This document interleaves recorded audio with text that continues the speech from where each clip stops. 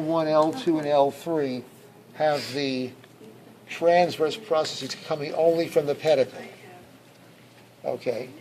And then they're narrowly attached. They're flat, like spatula blades, and they only attach to the pedicle. You see that?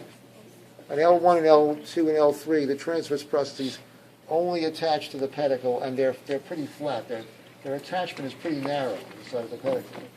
But at L4, notice that the base of the proximal end of the transverse process is now attaching to a lot of the pedicle. It's become triangular. You see that it's expanded. This is L4. Notice how the transverse process is now attaching to most of the side of the pedicle, rather than just to a narrowed area as you see it here. Now just compare that with this. See, there's no attachment over here to the side of the pedicle.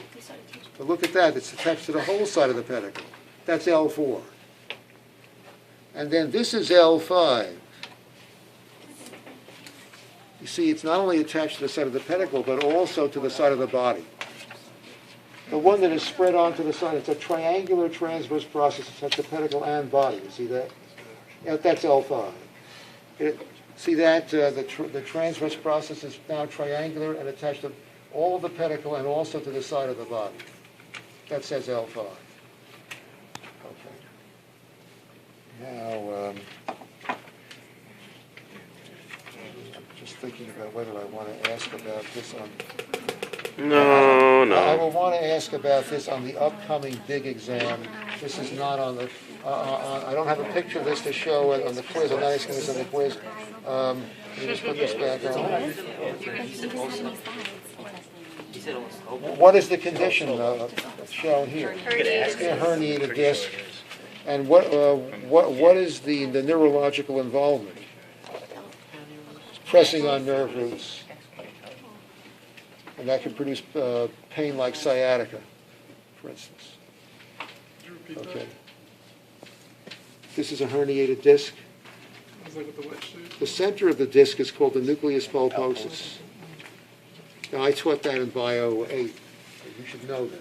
You didn't learn that because of some deficient course somewhere else, defective course. Then look up intervertebral discs in a book, and read about the annulus fibrosus, which is fibrous connective tissue, and then the nucleus pulposus made of nodal caudal connective tissue, which has a lot of fluid in it.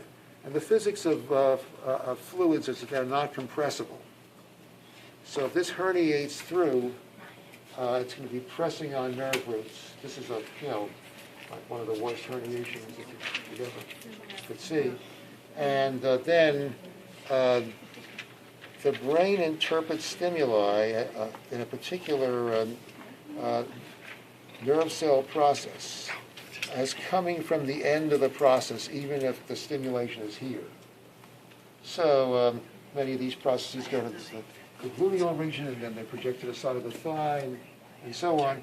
So when the stimuli read out at the conscious level, the brain will read the stimuli as coming from here. Even though the stimulus is here, the brain is programmed to interpret it as coming from the end of the axon, the end of the dendrite, I should say. So it will read out as if it were coming from where the dendrites end, down over here. That's what produces pain like sciatica. Okay. Even though the pressure is here, and this is where the stimulation is, it will read out as coming from the ends of the dendrites. This also relates to referred pain. I think I'll leave that discussion to... I will repeat that on referred pain for exam number 2, even though I discussed it in Bio 7. I'll go over that again. It relates to referred pain for a particular reason. Okay. Now, there's also a neurological mistake in this.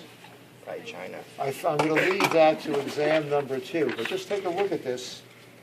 There is a mistake in this model.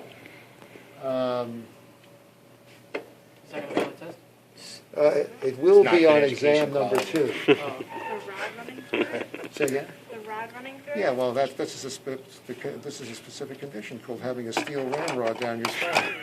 So if you ever encountered a person who looked like he had that, usually it's a guy rather than Usually in the a operating room. woman, yeah, then this would be the cause. He was born with a steel ramrod running down his spine. Poor He's so rigid. Now, if there's actual steel plates, in here, that's because of surgery. Well, think about it, but I won't say anything right now. I'll leave it to exam number 2 territory. The neurological error is not on exam number 1. That's right, that's the answer. Oh, What is man of the hour. The spinal cord, on the average, the end of the spinal cord in an adult male is at the L1, L2 level, on the average, about the level of the disc between L1 and L2. And in women, it's L2, L3. So there's no spinal cord extending down to L5, much less past that down into sacral territory. Okay, so that's a mistake. In fact, almost all the models have mistakes